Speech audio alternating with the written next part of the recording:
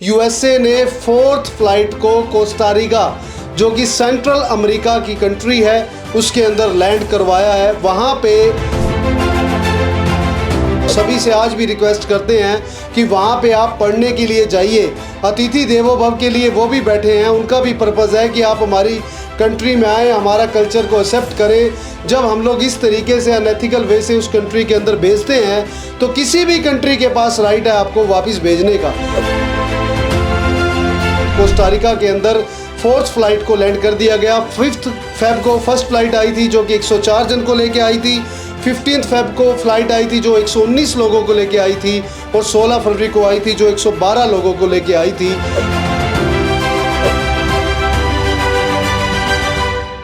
Vision वे immigration news bulletin पे आप सभी का बहुत बहुत स्वागत है।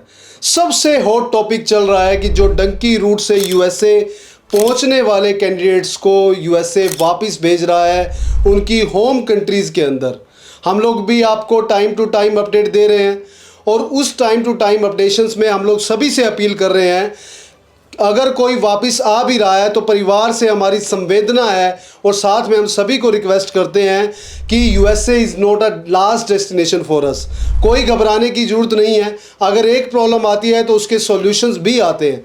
अभी लेटेस्ट जो अपडेट हमारे पास आया है, यूएसए ने फोर्थ फ्लाइट को कोस्टारिका, जो कि सेंट्रल अमेरिका की कंट्री है, उसके अंदर लैंड करवाया है। वहाँ पे जितने भी कैंडिडेट्स वहाँ पे पहुँचे हैं उस पे सारा का सारा खर्च, उनको रहने का खर्च यूएसए गवर्नमेंट की तरफ से दिया जाएगा।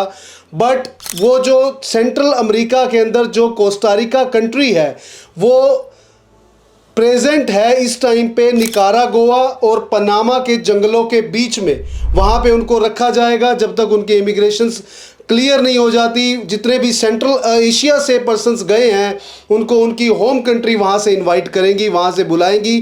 कुछ ऐसा अपडेशंस हमारे पास आया है जो कि आप गूगल पे भी चेक कर सकते हो। ये भी हमें कंफर्म न्यूज़ की तरफ से हमें मैसेज मिला है कि कोस्टारिका के अंदर फोर्थ फ्लाइट को लैंड कर दिया गया। 5 फेब को फर्स्ट फ्लाइट आई थी जो कि 104 जन को लेके आई थी। 15 फेब को फ्लाइट आई थी जो 119 लोगों को लेके आई थी, और 16 फरवरी को आई थी जो 112 लोगों को लेके आई थी। तो इसमें कुछ यूएसए को चैलेंजेस आ रहे हैं डायरेक्ट लैंड करवाने में।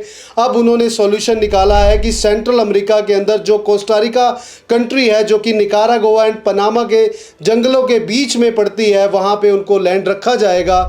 उसके बाद धीरे धीरे टाइम टू टाइम उनको वापस भेज दिया जाएगा।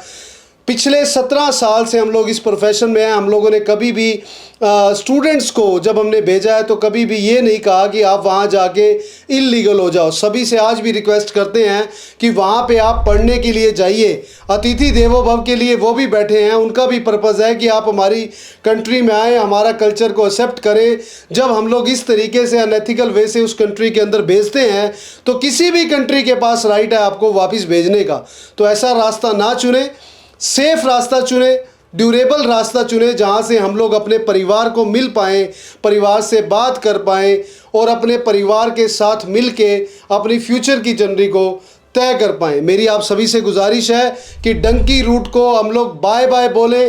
कभी भी ना तो हमने किसी को एडवाइस करना है, ना कभी किसी को बोलना है कि आपको इस रूट पे जाना चाहिए। जो बंदे पहुंच गए, जो पर्सन्स पहुंच गए वो सबसे बढ़िया। जो नहीं पहुंच पाए उनके साथ हमारी संवेदना है अगर वो वापस आ रहे हैं। बट हम परिवार को भी रिक्वेस्ट करते हैं कि आपको घबराने की ज़रूरत नहीं है। जहां पे एक रास्ता बंद होता है वहां पे मल्टीपल रास्ते ओपन होते हैं। बने रहिए विजन वे इमिग्रेशन न्यूज़ बुलेटिन के साथ। सत श्री अकाल, नमस्कार।